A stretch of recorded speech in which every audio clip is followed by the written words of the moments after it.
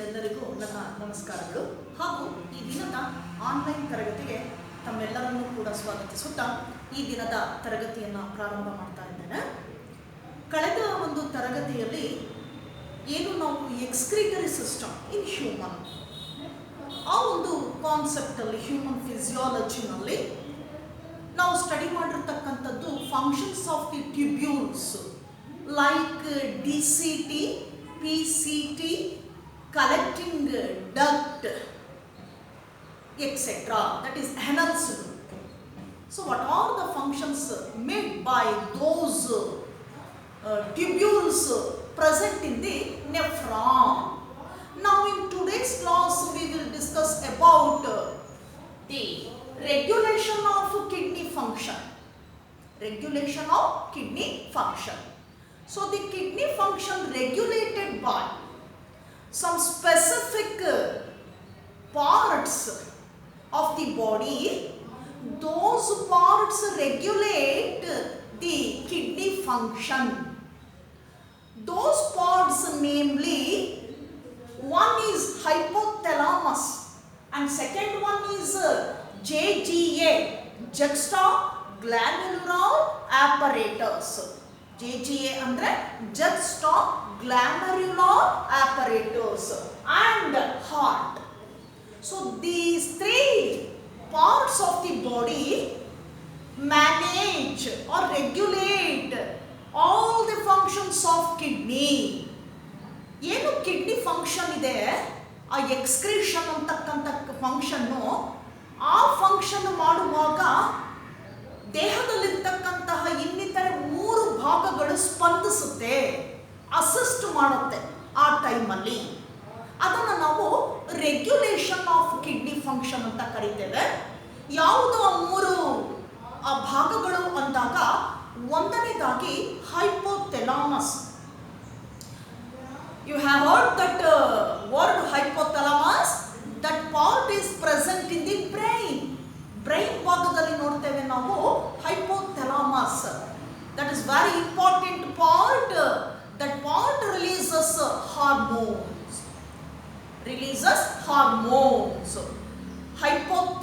Those hormones are commonly called hypothalamic hormones, FSH and LH, luteinizing hormone and follicular stimulating hormones. These are two the main hormones released by hypothalamus. Though that hypothalamus regulate the kidney function. Then another part is JGA, juxtaglomerular apparatus. Juxtaglomerular apparatus. Second part, apparatus. And third one is heart. Now let me discuss one by one. ಈಗ ಒಂದೊಂದು ನಂತರ ನಾವು ಒಂದೊಂದನ್ನು ನೋಡ್ತಾ ಹೋಗೋಣ. ಯಾವ ರೀತಿ kidney function ಮೇಲೆ effect ಮಾಡ್ತದೆ ಈ ಒಂದು ಪಾರ್ಟ್ಸ್ಗಳು ಅನ್ನೋದನ್ನ. ಮೊದಲನೇದಾಗಿ ಫಸ್ಟ್ ಒನ್ ಹೈಪೋಥೆಲಾಮಸ್.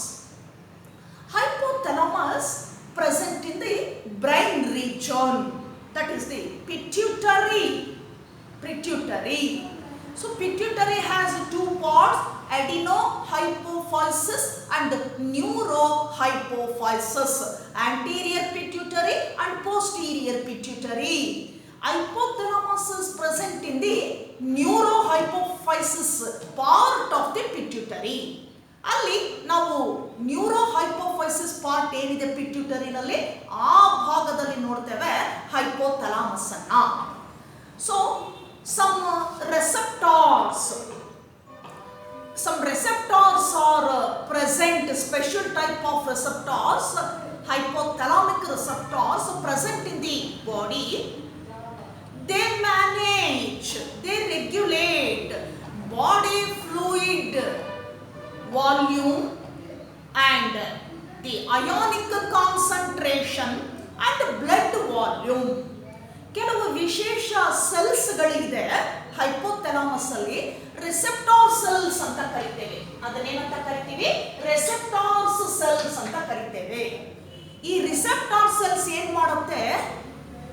ದೇಹದಲ್ಲಿ ಬಾಡಿ ಫ್ಲೂಯಿಡ್ ವಾಲ್ಯೂಮ್ ಏನಿದೆ, ಹಾಗೆ ಬ್ಲಡ್ ವಾಲ್ಯೂಮ್ ಏನಿದೆ, ಮತ್ತು ಅಯಾನಿಕ್ ಕಾನ್ಸಂಟ್ರೇಷನ್ ಏನು ಅಯಾನ್ಸ್ ಆಗ್ತದೆ, ಸೋಡಿಯಂ ಇರ್ಬೋದು, ಪೊಟ್ಯಾಷಿಯಂ ಇರ್ಬೋದು, ಕ್ಲೋರಿನ್ ಇರ್ಬೋದು, ಅಮೋನಿಯಂ ಅಯಾನ್ಸ್ ಇರ್ಬೋದು, ಈ ಎಲ್ಲ ಅಯಾನ್ಸ್ ಏನಿದೆ ಕಾನ್ಸಂಟ್ರೇಷನ್, ಈ ಮೂರನ್ನ ಏನ್ ಮಾಡುತ್ತೆ, ರೆಗ್ಯುಲೇಟ್ ಮಾಡ್ತದೆ.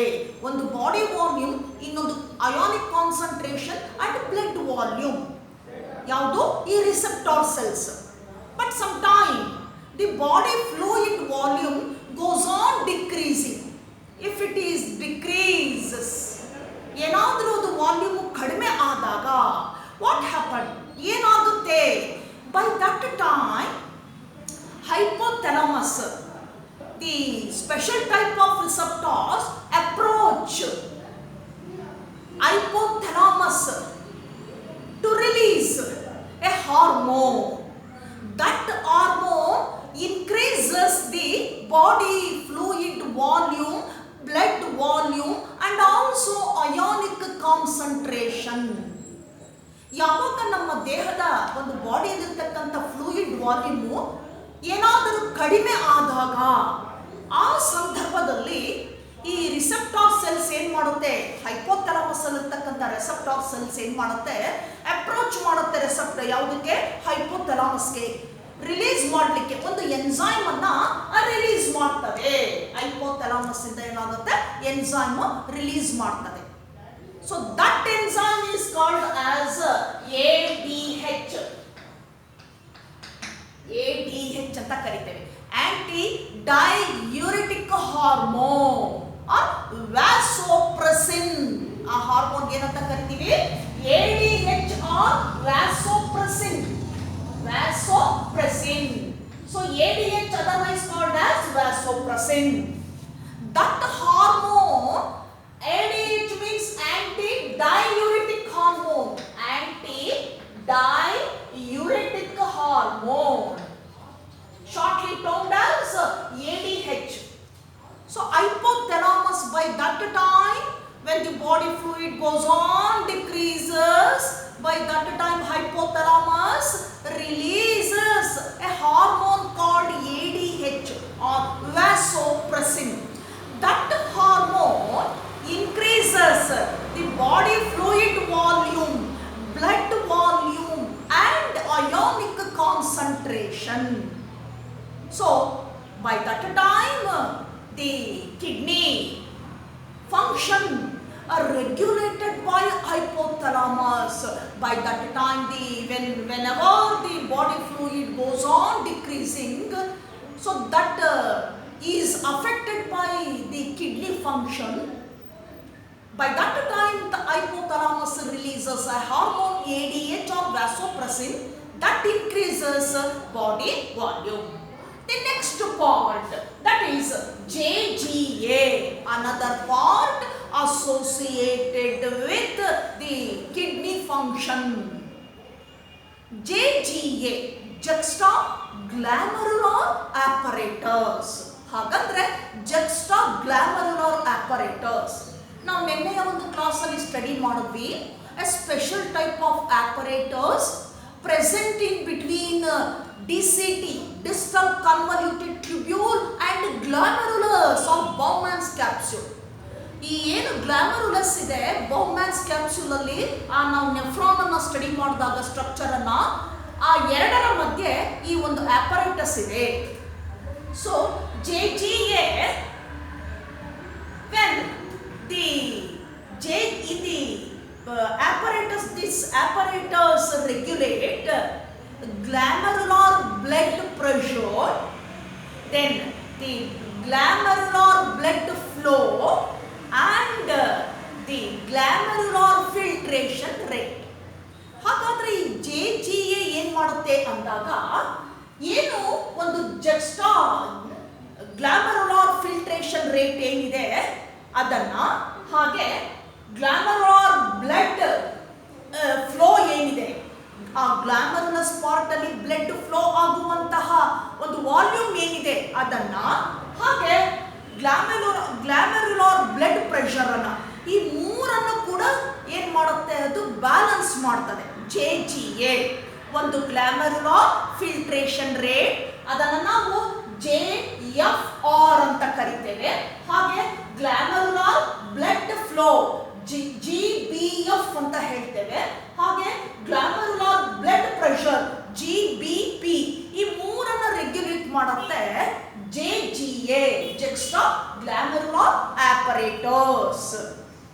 When the volume of these three goes on decreasing, affecting by some factors, by that time JGA releases a hormone called angiotensinogen.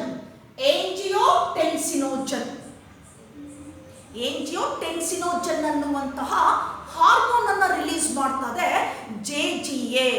ಯಾವಾಗ ಈ ಮೂರರ volume JFR, GBF and GBP volume ಯಾವಾಗ ಕಡಿಮೆ ಆಗುತ್ತೋ ನೆಫ್ರಾನ್ ಅಲ್ಲಿ ಆಗೇನ್ ಮಾಡುತ್ತೆ, ಒಂದು ಹಾರ್ಮೋನ್ ಅನ್ನು ರಿಲೀಸ್ ಮಾಡ್ತದೆ. ಆ ಹಾರ್ಮೋನು angiotensin ಅಂತ ಹೇಳ್ತೇವೆ. That hormone is named as angiotensin. Later, angiotensin again gave rise angiotensin 1 and angiotensin 2 hormones. ನಂತರ ಏನ್ ಮಾಡುತ್ತೆ, angiotensin ಹಾರ್ಮೋನು ಮತ್ತೆರಡು ಹಾರ್ಮೋನ್ಸ್ ಅನ್ನ ರಿಲೀಸ್ ಮಾಡ್ತದೆ. ಯಾವುದದು? angiotensin 1 and angiotensin 2. angiotensin 1 and angiotensin 2 released by angiotensinogen hormone from JGA, juxtaglomerular apparatus. The angiotensin 2, this inhibit or approach the adrenal gland to release aldosterone. ಇದೇನ್ ಮಾಡುತ್ತೆ ಈಗ angiotensin 2, ಅದು adrenal gland, ಕಿಡ್ನಿಯ ಮೇಲ್ಭಾಗದಲ್ಲಿರ್ತಕ್ಕಂಥ ಮತ್ತೊಂದು gland ಇದೆ, ಅದನ್ನು ನಾವು ಅಡ್ರಿನಲ್ ಗ್ಲ್ಯಾಂಡ್ ಅಂತ ಕರಿತೇವೆ. ಈ ಅಡ್ರಿನಲ್ ಗ್ಲ್ಯಾಂಡ್ ಕೂಡ ಇಂಪಾರ್ಟೆಂಟ್ ಹಾರ್ಮೋನ್ಸ್ ಅನ್ನ ರಿಲೀಸ್ ಮಾಡ್ತದೆ. ಇಲ್ಲಿ ಈ ವಾಲ್ಯೂಮ್ ಕಡಿಮೆ ಆದಾಗ, ಮೂರರ ಫ್ಯಾಕ್ಟರ್ ಕಡಿಮೆ ಆದಾಗ ಏನಾಗುತ್ತೆ, ಈ angiotensin ಅಂತಕ್ಕಂಥದ್ದು angiotensin 1, angiotensin 2 ಅನ್ನುವಂಥ ಹಾರ್ಮೋನ್ಸ್ ಅನ್ನ ರಿಲೀಸ್ ಮಾಡ್ತದೆ. ಈ angiotensin 2 ಏನಿದೆ, ಇದು ಅಡ್ರಿನಲ್ ಗ್ಲ್ಯಾಂಡ್ ಅನ್ನ ಏನ್ ಮಾಡುತ್ತೆ, ಅಪ್ರೋಚ್ ಮಾಡಿಬಿಟ್ಟು ಮತ್ತೊಂದು ಅಡ್ರಿನಲ್ ಗ್ಲ್ಯಾಂಡ್ ಇಂದ ಆಲ್ಡೋಸ್ಟಿರೋನ್ ಅನ್ನುವಂಥ ಹಾರ್ಮೋನ್ ಅನ್ನ ರಿಲೀಸ್ ಮಾಡುತ್ತೆ. Aldosterone released by adrenal gland by the approaching of angiotensin 2. ಇದರ ಒಂದು ಪರಿಣಾಮದಿಂದ ಏನಾಗುತ್ತೆ, ಅಡ್ರಿನಲ್ ಗ್ಲ್ಯಾಂಡ್ ಆಲ್ಡೋಸ್ಟಿರೋನ್ ಅನ್ನ ಬಿಡುಗಡೆ ಮಾಡ್ತದೆ. ಆಲ್ಡೋಸ್ಟಿರೋನ್ hormone that increases the glomerular blood flow, glomerular blood pressure and the glomerular filtration rate in the nephron. ಆಗೇನ್ ಮಾಡುತ್ತೆ ಆಲ್ಡೋಸ್ಟಿರೋನು, ಈ ಮೂರರ ವಾಲ್ಯೂಮ್ ಅನ್ನ ಏನ್ ಮಾಡುತ್ತೆ, ನೆಫ್ರಾನ್ ಅಲ್ಲಿ ಹೆಚ್ಚು ಮಾಡುತ್ತೆ. So this the support from the JGA part of nephron, so that manages or regulates the kidney function partially. ಹೀಗೆ ಇದು ಒಂದು ರೀತಿನಲ್ಲಿ ಕಿಡ್ನಿಯ ಫಂಕ್ಷನ್ ಅನ್ನು ಏನ್ ಮಾಡುತ್ತೆ, ಮ್ಯಾನೇಜ್ ಮಾಡ್ತದೆ. ಇದನ್ನ ನಾವು JGA, juxtaglomerular apparatus ಅಂತ ಕರಿತೇವೆ. Next part, heart. So the heart is the next part to regulate the kidney function. How it regulates or manage. So let us discuss heart. In the atrial part of the heart, ನಾವು ನೋಡಿದೀವಿ heart ಅಲ್ಲಿ ನಾಲ್ಕು chamber ಇದೆ. ಮೇಲಿನ 2 chamber human heart ಅಲ್ಲಿ atria ಅಂತ ಕರಿತೇವೆ, right and left atria. ಹಾಗೆ similarly the right and left ventricles. So human heart is 4 chamber, you know that. ಈಗೇನಾಗುತ್ತೆ, blood pumped to atria of heart. Atria ಭಾಗಕ್ಕೆ ಏನಾಗುತ್ತೆ, ಪಂಪ್ ಆಗ್ತದೆ. whenever the blood pressure increases in atrial part of the heart, ಯಾವಾಗ atria part ಅಲ್ಲಿ ರಕ್ತದ ಒಂದು ಒತ್ತಡ ಜಾಸ್ತಿ ಆಗುತ್ತೋ, blood pressure, by that time heart can release a factor known as the atrial natriuretic factor. ಏನಂತ ಹೇಳ್ತೀವಿ ಅದನ್ನ? atrial natriuretic factor. Uretic factor, shortly termed as ANF. ಅದನ್ನೇನಂತ ಕರಿತೀವಿ? ANF ಅಂತ ಕರಿತೇವೆ. ಆ ಸಮಯದಲ್ಲಿ ಹಾರ್ಟ್ ಏನ್ ಮಾಡುತ್ತೆ, ಏಟ್ರಿಯಲ್ ನೇಟ್ರಿಯೂರೆಟಿಕ್ ಫ್ಯಾಕ್ಟರ್ ಅನ್ನೋದನ್ನ ರಿಲೀಸ್ ಮಾಡ್ತದೆ. ಯಾವಾಗ ಆ ಏಟ್ರಿಯಾ ಭಾಗದಲ್ಲಿ ಬ್ಲಡ್ ಪ್ರೆಷರ್ ಯಾವಾಗ ಜಾಸ್ತಿ ಆಗುತ್ತೋ ಆ ಸಮಯದಲ್ಲಿ ಈ ANF ಅಂತಕ್ಕಂಥ ಒಂದು ಫ್ಯಾಕ್ಟರ್ನ ಏನ್ ಮಾಡುತ್ತೆ, ರಿಲೀಸ್ ಮಾಡ್ತದೆ. So that ANF factor reduced the blood pressure in the atria. ಏಟ್ರಿಯಾದಲ್ಲಿರ್ತಕ್ಕಂಥ ಬ್ಲಡ್ ಪ್ರೆಷರ್ ನ ಏನ್ ಮಾಡ್ತದೆ, ಅದು ರೆಡ್ಯೂಸ್ ಮಾಡ್ತದೆ by the change or through dilation of blood vessels. ಯಾವ ರೀತಿ ಬ್ಲಡ್ ಪ್ರೆಷರ್ ಅನ್ನ ಕಡಿಮೆ ಮಾಡುತ್ತೆ ANF ಫ್ಯಾಕ್ಟರ್, ಆ ಬ್ಲಡ್ ವೆಸಲ್ಸ್ ಅಲ್ಲಿ ಏನಾಗುತ್ತೆ, ಅದು ಡೈಲೇಷನ್ ಆಗ್ತದೆ. ಡೈಲೇಷನ್ ಆಗ್ಬಿಟ್ಟು ಏನಾಗುತ್ತೆ, ಬ್ಲಡ್ ಪ್ರೆಷರ್ ಆಟೋಮೆಟಿಕ್ ಆಗಿ ಕಡಿಮೆ ಆಗ್ತಾ ಹೋಗ್ತದೆ ಏಟ್ರಿಯಾ ಪಾರ್ಟ್ ಅಲ್ಲಿ. So the heart also manage or regulate the kidney function through the release of a factor called ANF, atrial natriuretic factor. When the blood pressure is high in atria part of heart. So this is the brief summary of how these 3 parts of the body manage or regulate kidney functions. Those parts are hypothalamus, heart and JGA. Now we move on the micturition. What is meant by a micturition? Micturition, nothing but, or the definition for micturition is process of release of urine is called micturition. ಏನಂತ ಹೇಳ್ತೀವಿ ನಾವು ಮಿಕ್ಚುರೇಷನ್ ಗೆ definition ಅಂದಾಗ? So process of release of urine. Urine ಏನಾಗುತ್ತೆ, ಒಂದು ಕ್ರಿಯೆಯಿಂದ release ಆಗುವಂತಹ ವಿಧಾನವನ್ನ ಮಿಕ್ಚುರೇಷನ್ ಅಂತ ಕರಿತೇವೆ. ಹಾಗಾದ್ರೆ ಮಿಕ್ಚುರೇಷನ್ ಹೇಗಾಗ್ತದೆ ಕಿಡ್ನಿಯಲ್ಲಿ ನೋಡೋಣ. So in the kidney, the collecting duct collect the filtrate. ಏನು ಯೂರಿನ್ ಇದೆ ಕಲೆಕ್ಟ್ ಆಗಿ ಕಲೆಕ್ಟಿಂಗ್ ಡಕ್ಟ್ ಅಲ್ಲಿ ಎಲ್ಲಿಗೆ ಹೋಗ್ತದೆ? So that pass to the urinary bladder. ಎಲ್ಲಿ ಕಲೆಕ್ಟ್ ಆಗ್ತದೆ? ಅದು ಯುರಿನರಿ ಬ್ಲಾಡರ್ ಗೆ ಬರ್ತದೆ. So urinary bladder and it has an opening called urethra.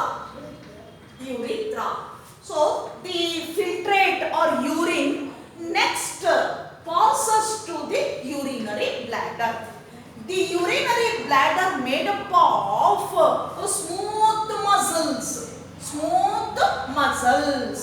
ಏನಾಗಿರ್ತದೆ urinary bladder? ಇದು ಸ್ಮೂತ್ ಮಸಲ್ಸ್ ಇಂದ ಅದು ಮೇಡ್ ಅಪ್ ಆಗಿರ್ತದೆ urinary bladder. By that time urine stored in the urinary bladder, here some cells receptors are present on the surface of the urinary bladder. ಆಗ ಈ surface ಅಲ್ಲಿ ಇರ್ತಕ್ಕಂತಹ ರೆಸೆಪ್ಟಾರ್ಸ್ cells ಇದೆ urinary bladder ಅಲ್ಲಿ. ಯಾವಾಗ ಯೂರಿನ್ ಸ್ಟಾಕ್ ಆಗುತ್ತೋ urinary bladder ಅಲ್ಲಿ, ಮೂತ್ರ ಚೀಲದಲ್ಲಿ, ಆ ಒಂದು ಸರ್ಫೇಸ್ ಅಲ್ಲಿ ಇರ್ತಕ್ಕಂಥ ರೆಸೆಪ್ಟಾರ್ ಸೆಲ್ಸ್ ಏನ್ ಮಾಡುತ್ತೆ, send signal to CNS, central nervous system. Central nervous ಸಿಸ್ಟಮ್ಗೆ ಒಂದು ಸಿಗ್ನಲ್ ಅನ್ನ ಕಳಿಸ್ಕೊಡ್ತದೆ. ಈ ರೀತಿ ಯೂರಿನ್ ಫಿಲ್ ಆಗಿದೆ, ಈಗ ಹೊರಗೆ ಕಳಿಸ್ಬೇಕು ಅನ್ನೋದನ್ನ ಸಿಗ್ನಲ್ ಅನ್ನ ಎಲ್ಲಿ ಕಳಿಸ್ಕೊಡ್ತದೆ, CNSಗೆ ಕಳಿಸ್ಕೊಡ್ತದೆ, ಸೆಂಟ್ರಲ್ ನರ್ವಸ್ ಸಿಸ್ಟಮ್ಗೆ ಕಳಿಸ್ಕೊಡುತ್ತೆ. So central nervous system send message to urinary bladder to contract muscles, contract of muscles, through which, that means during contraction of smooth muscles in urinary bladder, through which the urine is releases out. ಯಾವಾಗ CNS ಇಂದ message ಬರ್ತದೋ ಅಲ್ಲೇನಾಗ್ತದೆ, contraction of muscles takes place in the urinary bladder. Urinary bladder ಅಲ್ಲಿ ಏನಾಗುತ್ತೆ, ಆ muscles contract ಆಗ್ಲಿಕ್ಕೆ start ಆಗ್ತದೆ, ಸಂಕುಚಿತಗೊಳ್ಳಲಿಕ್ಕೆ start ಆಗ್ತದೆ. ಆಗೇನಾಗ್ತದೆ, ಆ ಯೂರಿನರಿ ಬ್ಲಾಡರ್ ಅಲ್ಲಿ ಸ್ಟೋರ್ ಆಗಿರ್ತಕ್ಕಂಥ ಯೂರಿನ್ ಏನಾಗ್ತದೆ, ಆ ಕಾಂಟ್ರಾಕ್ಷನ್ ಇಂದ, ಪ್ರೆಷರ್ ಇಂದ ಏನಾಗ್ತದೆ, ಹೊರಗಡೆಗೆ ಬರ್ತದೆ, ರಿಲೀಸ್ ಆಗ್ತದೆ, releases out during the contraction of smooth muscles in urinary bladder. That message scent by CNS, central nervous system, to urinary bladder. A urine comes out through urethra. Here a sphincter is present. So muscular opening. ಇಲ್ಲಿ ನೋಡಿ, ಏನು ಯುರಿಥ್ರಾ ಅಂತ ಹೇಳ್ತೀವಿ, ಇಲ್ಲೊಂದು sphincter ಇರ್ತದೆ. Sphincter nothing but the muscular opening, ಒಂದು ರೀತಿ muscular muscles ಇಂದನೇ ಮಾಡಿರ್ತಕ್ಕಂತಹ ಒಂದು ಓಪನಿಂಗ್ ಅದು. ಆ ಸ್ಪೇಸ್ ಅನ್ನ ಸ್ಪಿಂಟರ್ ಅಂತ ಹೇಳ್ತೀವಿ. ಕನೆಕ್ಟ್ ಮಾಡಿ ಕೊಡ್ತದೆ, ಯೂರಿನರಿ ಬ್ಲಾಡರ್ ಇಂದ ಆ ಒಂದು ಯುರಿಥ್ರಾಗೆ ಕನೆಕ್ಟ್ ಮಾಡಿ ಕೊಡ್ತಕ್ಕಂತಹ ಆ ಒಂದು ಏನಿದೆ ಸ್ಪಾಟ್ ಇದೆ, ದಟ್ ಈಸ್ ಕಾಲ್ಡ್ ಸ್ಪಿಂಟರ್ ಅಂತ ಕರಿತೀವಿ, ಎ ಮಸ್ಕ್ಯುಲೇಚರ್ ಪಾರ್ಟ್.